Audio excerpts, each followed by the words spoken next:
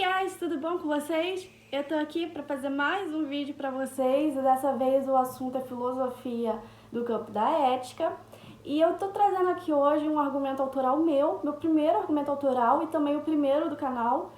E sem mais delongas, bom, em primeiro lugar eu venho pedir para vocês aqui curtirem, se inscreverem no canal, comentarem, dando feedback de vocês e compartilhar com algum amigo.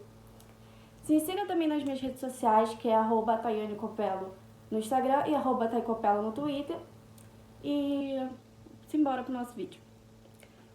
Bom, eu trouxe aqui para vocês alguns argumentos que na filosofia precederam o meu argumento para mostrar como é que eu fiz a construção do argumento enquanto eu fazia meus estudos de filosofia. Primeiramente, a gente vai ter que refletir no que é uma lei natural. Uma lei natural, ela é uma ideia de que o dever, pois a ética ela estuda o certo e o errado, ela estuda o dever, ele nasce junto com a gente.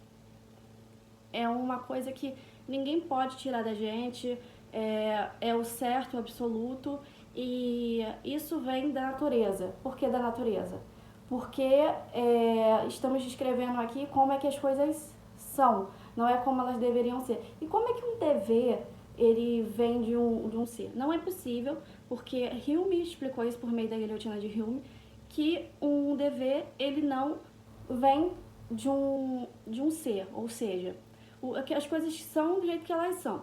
Não tem como a gente reduzir isso a um não ser. Porque premissas, elas fundamentam uma conclusão, isso é um argumento. Para a gente construir um argumento filosófico, a gente tem que fazer um argumento no qual as premissas apoiam uma conclusão.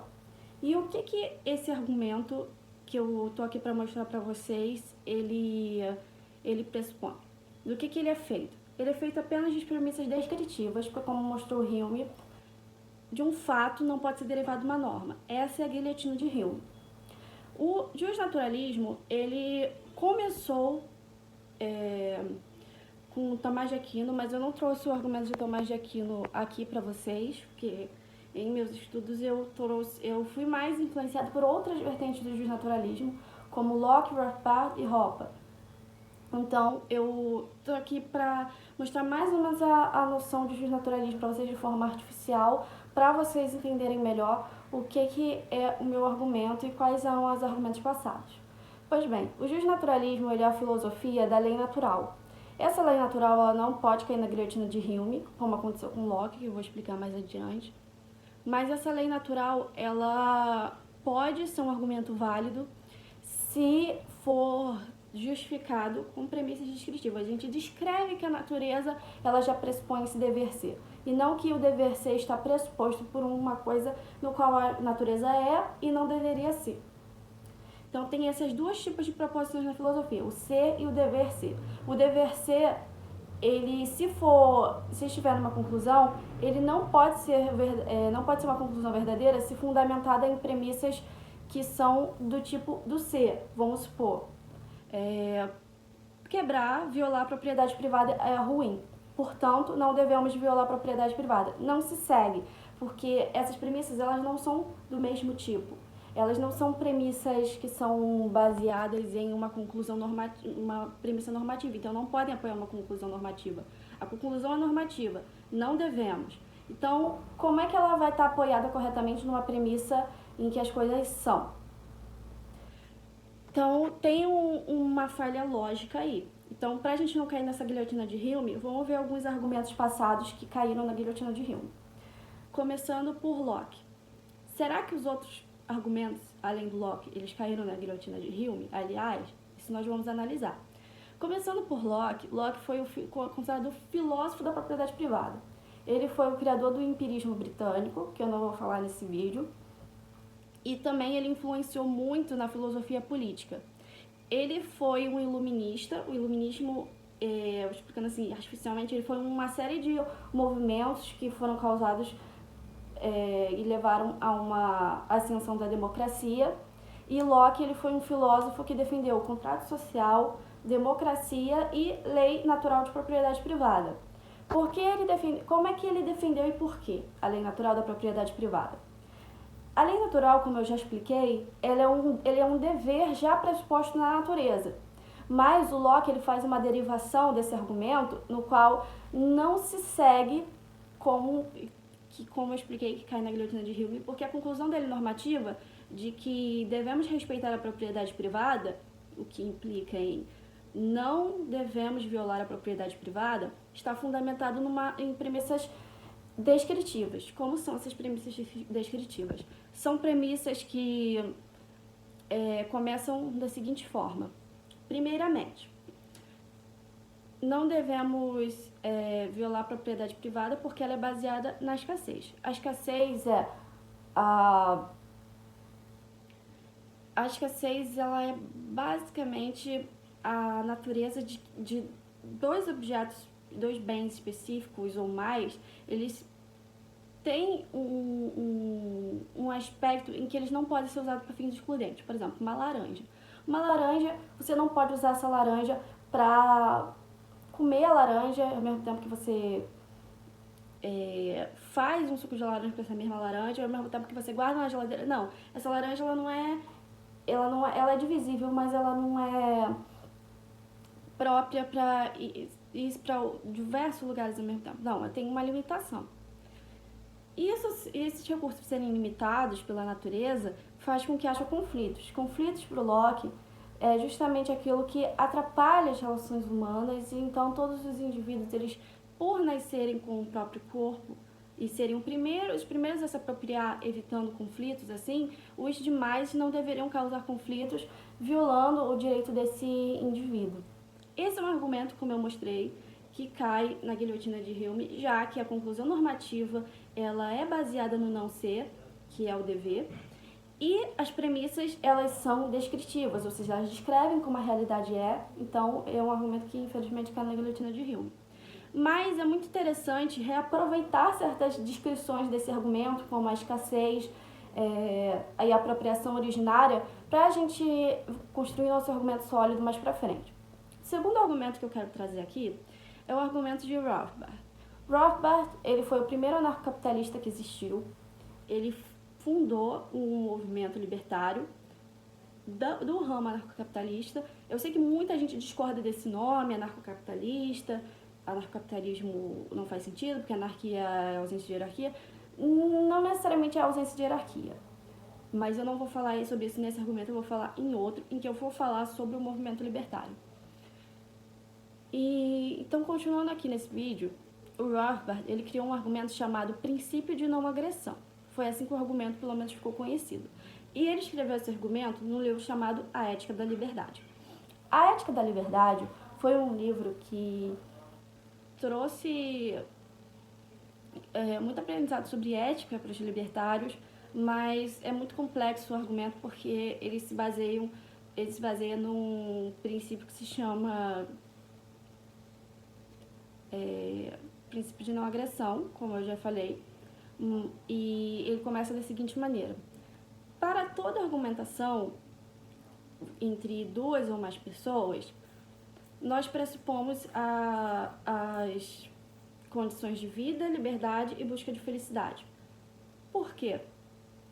E por que a gente pressupõe esses três? Primeiramente, eu preciso compreender que vida, liberdade e busca de felicidade também não são só pressupostos da discussão, segundo Rothbard, como elas também pressupõem outra coisa, que é a propriedade. Por que a propriedade está sendo respeitada, dada essa argumentação? Porque a propriedade do próprio corpo e dos bens, ela é usada como condição de reconhecimento dentro da argumentação. Rothbard não explica tão bem essas questões, e é por isso que eu vou dizer mais pra frente que esse argumento ele foi superado, não refutado, mas superado por um argumento chamado ética argumentativa do filósofo Hoppe, que eu também vou explicar. O argumento de Rothbard, ele pressupõe que as condições de vida estão sendo respeitadas porque você está argumentando contra essa pessoa, respeitando a vida dela. Então você abdica praxeologicamente, lembrando que a praxeologia é o estudo da ação humana, e a ação humana, você sai de um estado de menor conforto para passar para um de maior conforto, porque acredita que tem esse maior conforto, não necessariamente você vai conseguir, mas você acredita que vai alcançar esse maior conforto. Então você tem aí as condições de liberdade também, porque você respeita a liberdade do outro de argumentar contra você e você usufrui dessa liberdade para argumentar com o outro. E as condições de busca de felicidade, porque você abdica de certos meios que você acredita serem menos eficientes para alcançar um fim de conforto para tentar entrar numa situação de maior conforto. Você se sente de alguma forma mais confortável argumentando do que não argumentando. Então, uma coisa que é muito importante a gente entender aqui é que o argumento de Rothbard, até hoje, ele é acusado de cair na guilhotina de Hume, mas ele não cai, porque ele só descreve as condições do discurso, pressupondo assim o respeito à propriedade como assumido entre toda a classe ontológica de indivíduos, lembrando que uma classe ontológica, ela é uma ideia filosófica de que existe uma condição natural, existe de indivíduo para indivíduo, ou seja, todos os indivíduos eles têm em comum uma coisa, eles serem seres humanos. E o que torna o indivíduo ser humano? A sua capacidade racional.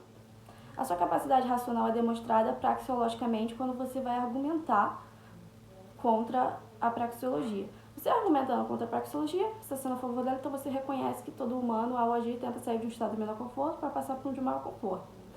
Quando você não argumenta isso, quando você argumenta contra, você também está pressupondo buscar o maior conforto.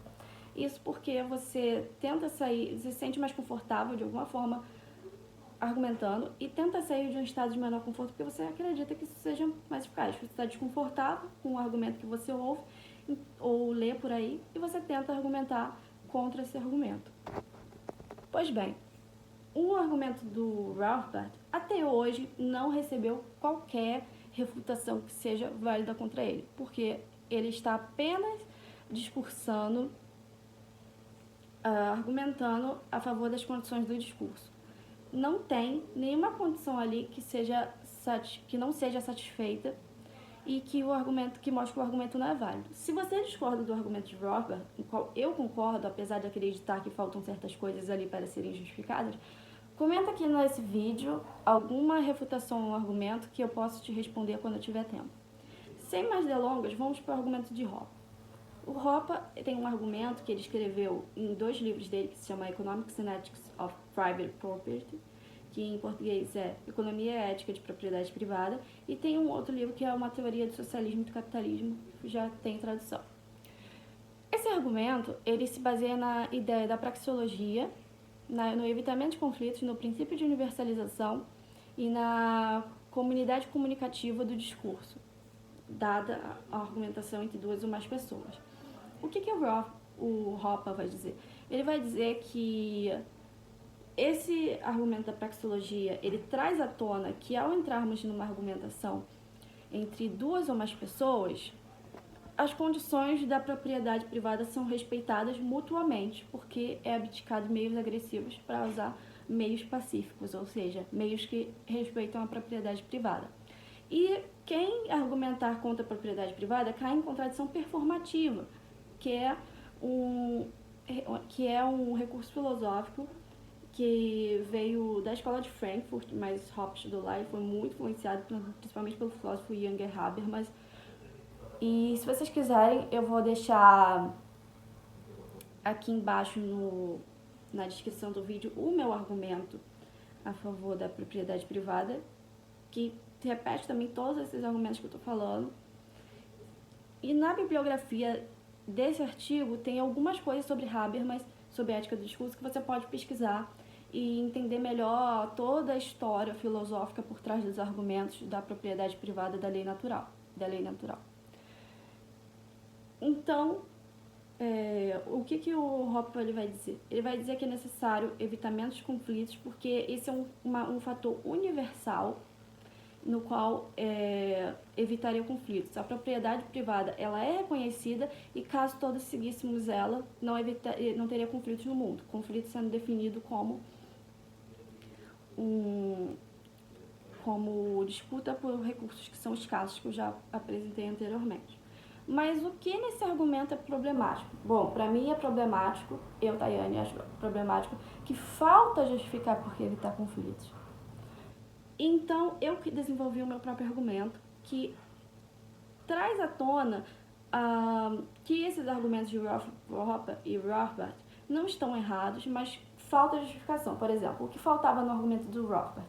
Faltava justificar contradição performativa, porque ele tomava ali como autocontradição e a gente não entendia o porquê desse reconhecimento mútuo que acontece durante a argumentação, ele ser justificado.